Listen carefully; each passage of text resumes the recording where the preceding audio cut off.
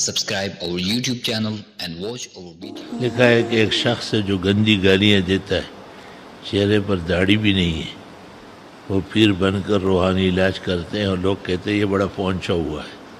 ہاں تو گالیوں تک تو پہنچا ہوا ہے. ایسے لوگوں کے ایسے ہی پیر اچھے ہوتے ہیں. رحمان بابا نے کہا ہے کہ ایسوں کے لیے ایسے ہی پیر چاہیے. میں کچھ عرصے سے روحانیت سے واسطہ ہوں، مستقل طور پر آپ کے بیانات کتابوں کا مطالعہ کر رہا ہوں. موجودہ دور میں صحیح العقیدہ شخص کا ملنا مشکل ہے. اس کے لیے رہنمائی فرمائیں. کیا روحانیت میں کسی بیعت ہونا ضروری ہے؟ نہیں، کوئی ضروری نہیں. فقیہ الہند اور محدث الہند مولانا رشید احمد گنگوئی نے لکھا ہے فتاوی رشیدی میں کہ بیعت ہونا مستحب ہے. کسی پر اعتماد ہوا ہو گئے تو بہت اچھا، نہیں تو کوئی نقصان کی بات نہیں.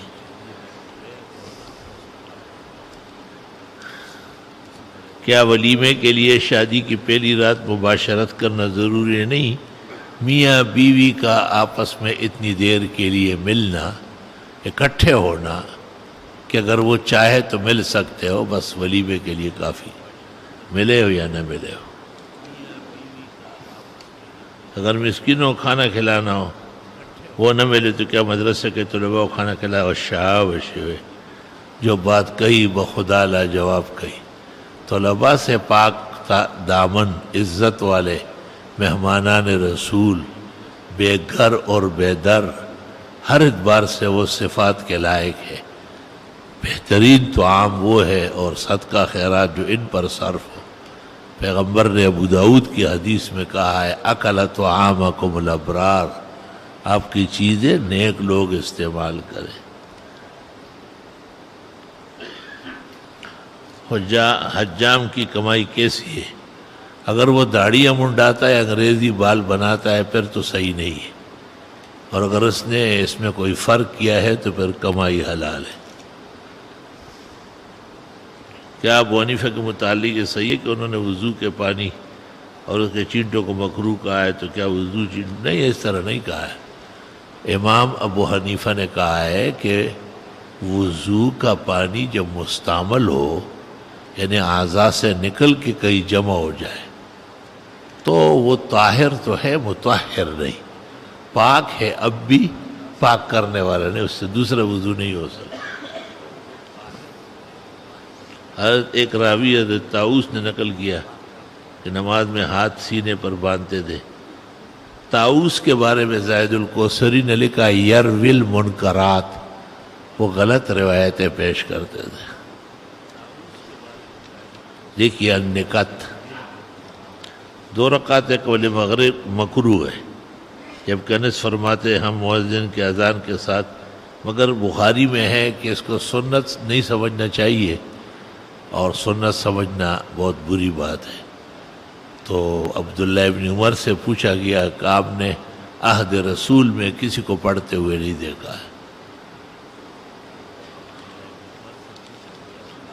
اس بندے عاجز نے کل ایک کتاب سفر السعادہ میں بخاری کے حوالے سے ایک روایت دیکھی کہ عشرہ مبشرہ صحابہ نے حضرت کو رفع دین کرتے دیکھا، اس کو لازم کہا ہے.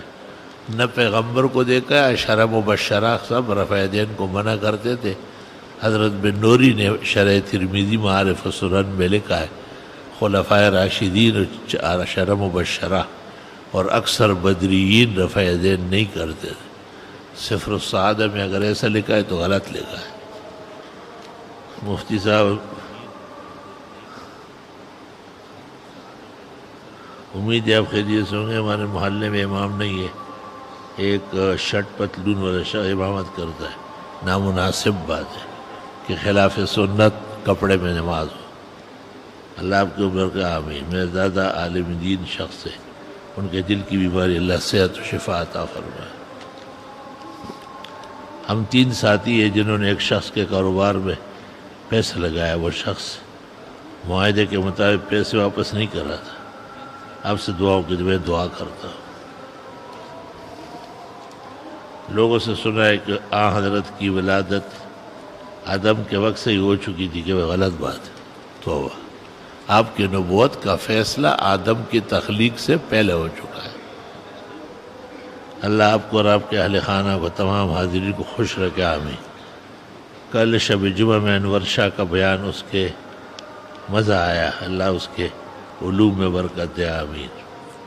بس حضرت آپ اسے تلقین کرے کہ فقہ میں خوب مہارت حاصل ہے اور خوب دل لگائے، انشاءاللہ اللہ آپ کو جزائے خیر دے۔ آپ نے اچھی بات کہی۔